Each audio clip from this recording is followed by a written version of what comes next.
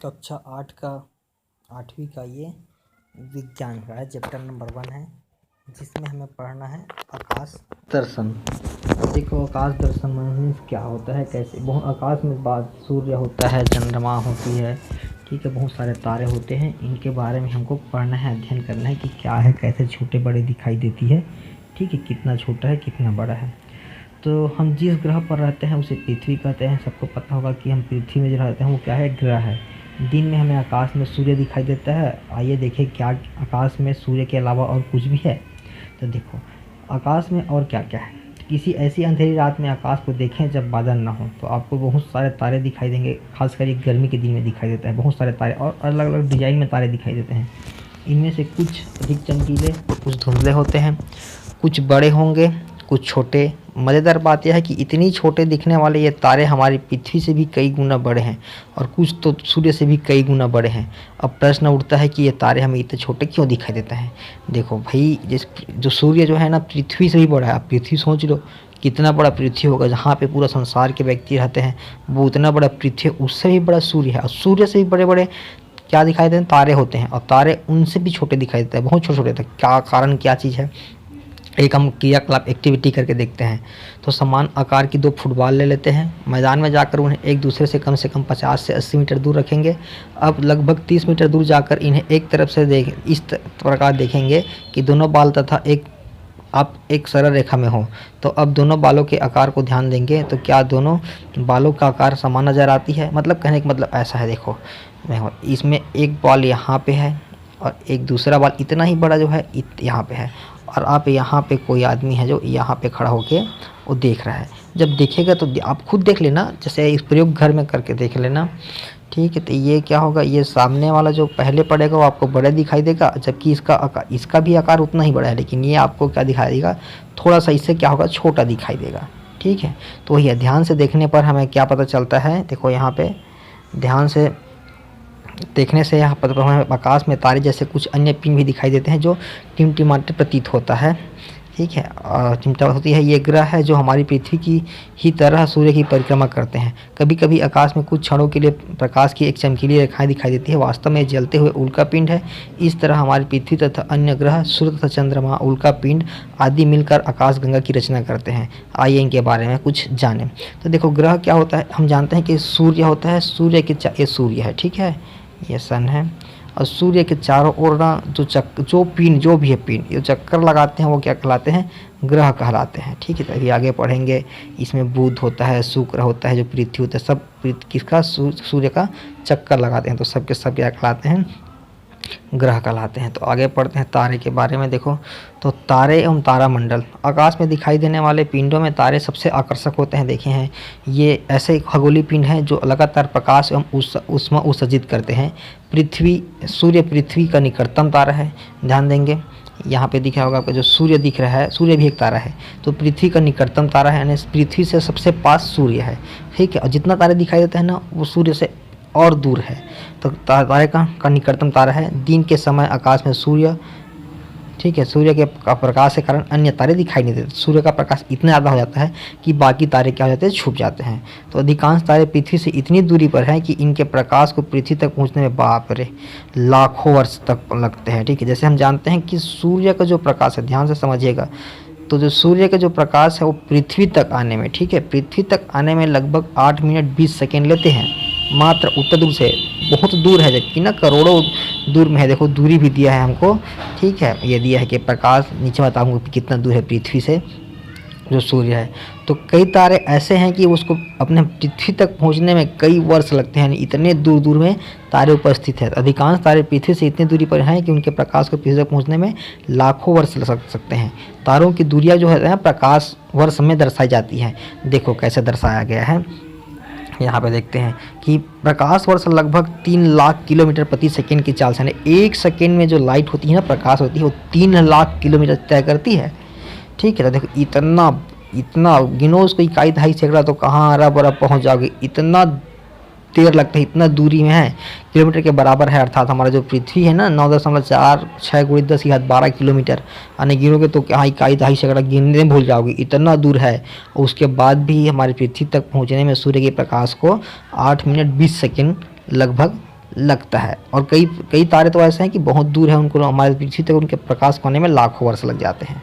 ठीक, पृथ्वी से सूर्य लगभग गिन लो, इकाई, दहाई, सैकड़ा, हज़ार, 10,000, लाख, 10 लाख, करोड़, 15 करोड़, ठीक है, 15 करोड़ किलोमीटर लिखा हुआ है, 15 करोड़ किलोमीटर दूर है। सूर्य के प्रकाश और पृथ्वी तक पहुंचने में लगभग 8.33, मतलब वो 8 मिनट 30 सेकेंड के आसपास ले रहा है। ठीक है, मिनट लगता है, इसलिए हम कह सकते हैं कि पृथ्वी से सूर्य लगभग 8.3 प्रकाश मिनट दूर है। सूर्य के बाद पृथ्वी से सबसे निकटतम का तारा अल्फा सेटॉरी, ठीक है, एक और देखना, एक सूर्य के बाद दूसरा जो है तारा ये है अल्फा सेटॉरी है, जो लगभग 3.4 प्रकाश वर्ष से दूर है। सबसे चमकीला तारा साइरस, पृथ्वी से देखो सबसे चमकीला तारा क्या होता है, साइरस, उसका नाम क्या है, साइरस। साइरस पृथ्वी से लगभग 8.7 प्रकाश वर्ष से दूर है। आकाश में अनगिनत तारे दिखाई देते हैं। ध्यान से देखने पर आपको तारों की एक धुंधली पट्टी उत्तर से दक्षिण की ओर दिखाई देगी, इसे आकाशगंगा कहते हैं। तो ध्यान देना, आकाशगंगा किसे कहते हैं, यदि पूछ दिया तो बता देना यहाँ पे आप कि ध्यान से देखने पर आपको तारे जो है धुंधली पट्टी उत्तर से दिखाई देती है, उसे ही हम लोग क्या कहते हैं, आकाशगंगा कहते हैं। ब्रह्मांड में तारों के कई ऐसे कई समूह अर्थात कई आकाशगंगाएं हैं। हमारी आकाशगंगा ब्रह्मांड की इन लाखों आकाशगंगाओं में से एक है। ठीक है, जो हमारा आकाशगंगा है ना, ब्रह्मांड में एक है और कई ठो है। ठीक, बहुत सारे आकाशगंगाएं हैं आकाश में, तो हमारी आकाशगंगा ब्रह्मांड की इन लाखों आकाशगंगाओं में से एक है। इसकी आकाशगंगा में हमारा सौर परिवार है। सौर परिवार यानी कि सूर्य हो गया, चंद्रमा हो गया, पृथ्वी हो गई, जितना भी उसको सबको क्या बोलते हैं हम लोग, सौर मंडल बोलते हैं। सौर सूर्य सहित सभी तारे न किसी खगोलीय पिंड या पिंड समूह की तीव्र गति से परिक्रमा कर रहे हैं, किंतु अत्यधिक दूरी पर स्थित होने के कारण इनके बीच की दूरी में होने वाले परिवर्तन का बोध हमें नहीं हो पाता है। बहुत दूर दूर में रहते हैं, इसलिए हम लोग इसको बता नहीं पाते कि कौन कहाँ पे है। ठीक है, हम जानते हैं कि पृथ्वी अपनी कक्षा के चारों ओर पश्चिम से पूर्व दिशा में घूम रही है। जैसे मान लो ये है आपका पृथ्वी है, ठीक है, अब इसको बना देते हैं ऐसा, तो ये पूर्व है, जानते हो, ये क्या चीज़ है आपका पश्चिम है, और ये क्या है आपका उत्तर है, ये आपका दक्षिण है। तो ऐसे घूमती है, पश्चिम से इस तरफ, पश्चिम से पूर्व की ओर पृथ्वी घूमती है, और अपने अक्ष में घूमते हुए ऐसे चक्कर लगाती है सूर्य की। ठीक है, अपने अक्ष भी घूमती रहती है, अपने अक्ष में भी घूमती है, और क्या बोलते हैं, सूर्य जो है सूर्य के चक्कर ऐसे लगाती है, ऐसे घूमते घूमते। ठीक है, तो पूरा एक चक्कर घूमने में 365 दिन और 6 घंटा लेती है। ठीक है, और अपने अक्ष में घूमते 24 घंटे में घूम जाती है। अपने एक अक्ष घूमना रहेगा तो 24 घंटे में, और पूरा सूर्य का चक्कर कितने दिन लगाती है, 365 दिन 6 घंटे में। ठीक है, तो उसी को देखना है यहाँ पे देखो। तो किंतु उत्तर दक्षिण में एक तारा हमें लिखा, हम जानते हैं कि पृथ्वी अपने अक्ष के चारों पश्चिम से पूर्व की ओर घूम रही है, जबकि तारे हमें पूर्व से पश्चिम की ओर गति करती दिखाई प्रतीत होती हैं। किंतु उत्तर दिशा में स्थित एक तारा हमें स्थिर प्रतीत होती है, इसे हम ध्रुव तारा के नाम से जानते हैं। पृथ्वी के घूर्णन अक्ष पर स्थित होने के कारण ध्रुव तारे की स्थिति पृथ्वी के किसी भी स्थान के सापेक्ष नहीं बदलती नहीं दिखाई देती। तो लंबे समय से दिशा ज्ञात करने के लिए ध्रुव तारे का उपयोग किया जाता है। जैसे कहने का मतलब ये है कि जैसे आपका ये है आपका पृथ्वी है, और ये आपका घूर्णन अक्ष, इस अक्ष के सहायता से इसके चारों ओर घूमती है पृथ्वी। ठीक है, तो वो जो है ध्रुव तारा ना यहाँ पे है, तो ये सब घूमता है, तो इधर का आगे पीछे दिखाई देगा, क्योंकि ये आगे बढ़ेगा, ये वाला भाग आगे बढ़ेगा, घूमेगा, इधर बढ़ेगा, ऐसे बढ़ेगा, तो यहाँ का जो है तुमको स्थिति बदलते दिखेगा, लेकिन ये तो वहीं पे है। ठीक है, तो इसलिए ये बदलते नहीं दिखाई देता, हमेशा वहीं पे चमकते रहता है, उसको ध्रुव तारा कहते हैं।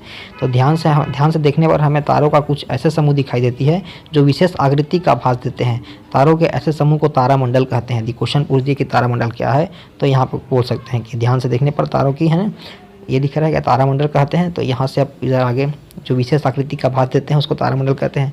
तो किसी तारामंडल के सभी तारे सदैव साथ साथ रहते हैं, अतः तारामंडल की आकृति भी सदैव समान होती है। हमारे पूर्वजों ने आकृतियों के आधार पर इन्हें नाम कुछ दिया गया, जैसे बृहद सप्तर्षि या ऊर्जा मेजर, लघु सप्तर्षि या ऊर्जा माइनर, तथा मृग या ओरायन।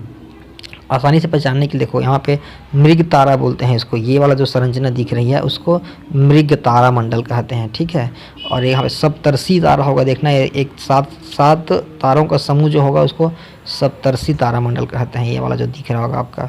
ठीक है, यहाँ पे देखो ध्रुव तारा है, और यहाँ पे देखो 1 2 3 4 5 6 7, ये 7 तारों का यहाँ पे एक समूह बना हुआ है। उस समूह को हम लोग क्या कहते हैं, सप्तर्षि तारामंडल कहते हैं। तो ऐसे हमारे पूर्वज लोग, हमारे ऋषि लोग थे, वो ऐसे बनाए थे।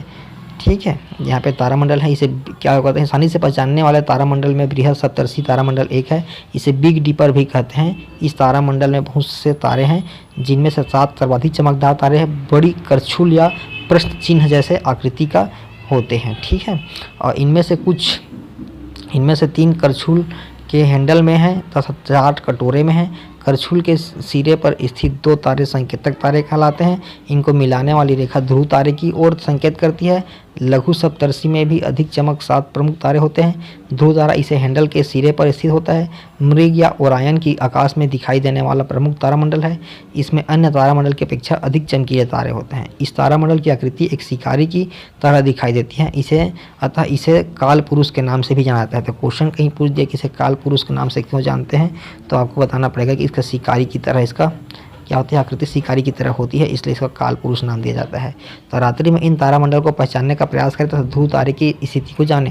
तो ये गर्मी के दिन में खासकर दिखाई देता है, जब कोई बादल नहीं है तब। तो आराम से गर्मी के दिन में देखना, जिसके बारे में पढ़ा हूँ मैं यही है। ठीक है, अब अच्छे से देख लीजिएगा, ये वाला जो पोर्सन है, ये वाला इसको देख लेना, इसको देख लेना, आगे बोला है, समझ में आ जाएगा। ठीक है, तो कुछ क्वेश्चन दिया है यहाँ पे, इनको उत्तर देना है। कई तारे सूरज से बड़े होने पर भी हमें सूरज से छोटे दिखाई देते हैं, क्यों?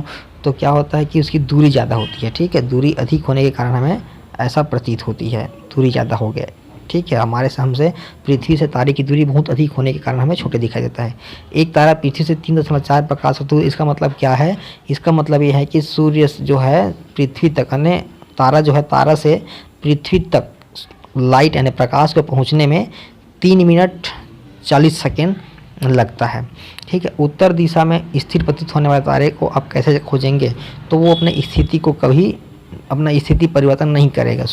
ठीक है, यदि जैसे रात्रि के 8 बजे देखेंगे तब भी वहीं पे दिखाई देगा, रात्रि का जो है 12 बजे देखेंगे तब भी वहीं दिखाई देगा, तो उससे हम पहचान कर सकते हैं। ठीक है, तो इस प्रकार आज के लिए भी इतना ही करते हैं। फिर नेक्स्ट पार्ट में आगे का चैप्टर आगे का मतलब पोर्शन पढ़ाएंगे, आगे का टॉपिक पढ़ाएंगे।